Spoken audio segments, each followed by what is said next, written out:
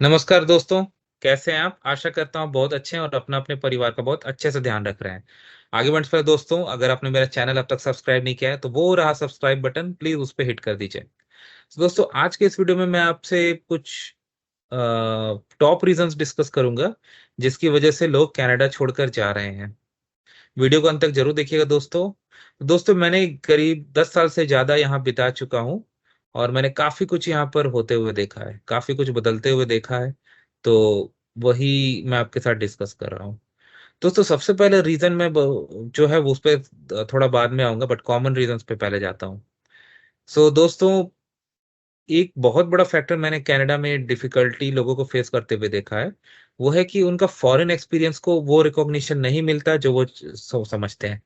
Example देता हूँ। मान लीजिए आपने इंडिया में 10 साल आईटी इंडस्ट्री में काम की, आपने एज अ डेवलपर स्टार्ट किया और आप डिलीवरी लीड तक पहुंच गए। तो आप जब कनाडा आओगे तो आप ये सोचोगे ना कि मेरे को ऑलमोस्ट उसके इक्विवेलेंट या बेटर मिले, या थोड़ा अप एंड डाउन चलता है।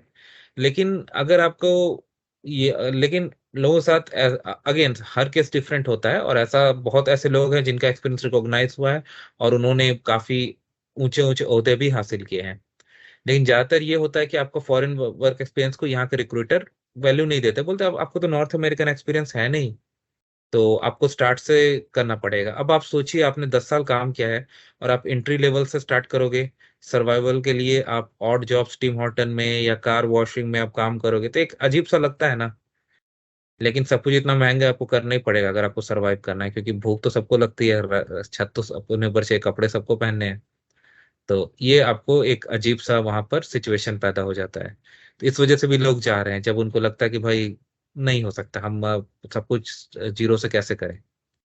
दूसरा रीजन मैंने ये देखा है कि जो लाइसेंस ऑक्यूपेशन है उसमें काफी ज्यादा रेड टेप्स, काफी ज्यादा मतलब स्टेप्स लगाए गए हैं उनको यहाँ लाइसेंस करने के लिए। जैसे कि मान लीजिए आप एक फार्मासिस्ट हो, तो फार्मासिस्ट भी जैसे आपके रीजन स्पेसिफिक होता है और वो वैलिड है। जैसे कि मान लो आपने इंडिया में पढ़ाई की है, आप कनाडा में आके उस लाइसेंस पे प्रैक्टिस नहीं कर सकते हो, आपको यहाँ से लाइसेंस लेना पड़ेगा। सिमिलरली अगर आपने कनाडा में पढ़ाई की है तो इंडिया में भी जाकर आप डायरेक्टली प्रैक्टिस नहीं कर सकते हो, आपको वहां से भी परमिट लेना पड़ता है। तो ये जो स्टेप्स हैं, मुझे लगता है इनको स्ट्रीमलाइन और इनको इजी बनाने की जरूरत है, ताकि ये आसानी से हो जाए। क्योंकि बहुत लोग इसमें स्ट्रगल करते हैं, काफी टाइम लग जाता है, और इस वजह से वो जब देखते हैं इतना कम्बरसम, इतना ज्यादा स्टेप्स ऐसे हैं, पहले आपने इतनी पढ़ाई की, इतनी मेहनत की, फिर सोचते हैं छोड़ो यार, अपनी जगह में रहो या वापस चलो। तो ये भी लोग देख रहे हैं। फिर एक रीजन और भी है दोस्तों की, जब आपका कल्चर चेंज होता है, एनवायरनमेंट चेंज होता है, तो बहुत लोग उसको सस्टेन नहीं कर पाते। बहुत लोगों को लगता है कि भाई हम तो लोनली हो गए, मेरा पूरा खानदान वहां है, मेरे पूरे दोस्त, मैं वहीं पला बड़ा हूँ, आज मैं दूसरे जगह में हूँ, यहाँ मुझे कोई नहीं जानता, मुझे समस्या होगी तो कोई क्या होगा। ये भी एक रीजन है।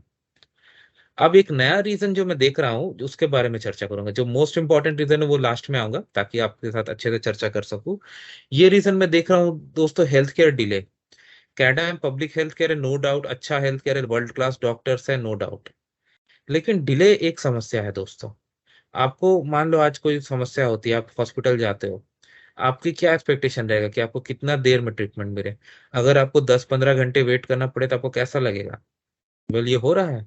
एक पेशेंट की मृत्यु हो गई नोवा स्कोशिया में, अगर मैं गलत नहीं हूं तो।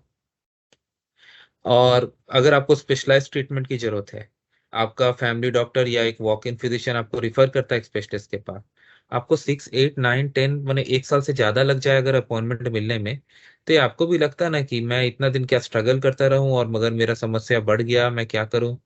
तो ये एक प्रॉब्लम है बहुत बड़ा, इस वजह से भी लोग छोड़ रहे हैं।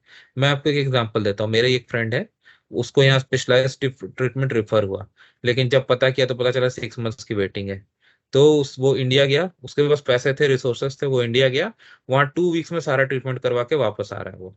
तो ये चीज हर कोई अफोर्ड नहीं कर सकता, और जब किसी के साथ ये मतलब ऐसा हो जाता है कि नहीं भाई, मैं इतना ज्यादा डिले, इतना ज्यादा वेट नहीं कर सकता, मुझे खतरा हो सकता है, तो वो दूसरे ऑप्शंस देखता है। तो ऐसे में वो अगर वो कंट्री छोड़ के चला जाए तो अब अगेन हर आदमी का सर्कमस्टेंस डिफरेंट होता है, कुछ लोग अफोर्ड कर सकते हैं, कुछ लोग नहीं। तो अगर वो लगता है कि वो अफोर्ड कर सकता है, वो चला जा रहा है, ये समस्या उत्पन्न हो रही है। अब जो सबसे बड़ी समस्या है दोस्तों, उस पे आता हूँ मैं। इस पे एक जनरलाइज टर्म पहले देता हूँ, कॉस्ट ऑफ लिविंग। अब कॉस्ट ऑफ लिविंग में आपका सब कुछ आता है एक बड़े अम्ब्रेला की तरह, देखिए। ग्रोसरी भी आती है, हाउसिंग भी आती है, रेंट भी आती है। तो दोस्तों, महंगाई के कारण ग्रोसरीज तो पहले से ही महंगी पड़ी हुई है, श्रिंकफ्लेशन हम झेल रहे हैं। उसके बाद जो कॉस्ट ऑफ लिविंग की बात करें, तो अगर आप रेंट करते हो, टोरंटो में 1 बेडरूम की एवरेज 2500 प्लस है। क्या आप इतने आसानी से दे सकते हो? कोई नहीं दे सकता आसानी से। उसके बाद आप ये देखो कि आप इतना स्ट्रगल करके रेंट करोगे, उसके बाद आप कुछ पैसे बचा के, अगर अगर आप बचा पाए तो। पहली बात तो बहुत लोग बचा ही नहीं पा रहे हैं, तो वो पहले गिव अप कर देते कि भाई हम तो घर कभी ओन कर ही नहीं सकते, और वो लोग जा रहे हैं। यंग जनरेशन भी जो कनाडा में बॉर्न है, वो उनको भी लग रहा है कि वो कभी मतलब घर ले ही नहीं पाएंगे, इतना सब कुछ महंगा है। और अगर आपने थोड़े पैसे बचा भी लिए किसी तरह, और आप सोचो कि घर खरीदेंगे, तो इंटरेस्ट रेट देख लो अभी। और जितनी ज्यादा अनसर्टेनिटी है, कोई से बबल कह रहा है, कोई कह रहा है क्रैश होगा, कोई कह रहा नहीं होगा, कोई कह रहा है बढ़ जाएगा। क्रिस्टल बॉल तो किसी के पास नहीं है। लेकिन जिस तरह से चीजें डेवलप हो रही हैं, ऐसे में लोग घबराए हुए हैं कि भाई क्या होगा। तो इस अनसर्टेनिटी की वजह से भी लोग छोड़ रहे हैं कि भाई हम दो दो जॉब कर रहे हैं, मल्टीपल जॉब्स कर रहे हैं, क्या किस काम के लिए? सिर्फ रेंट भरने के लिए?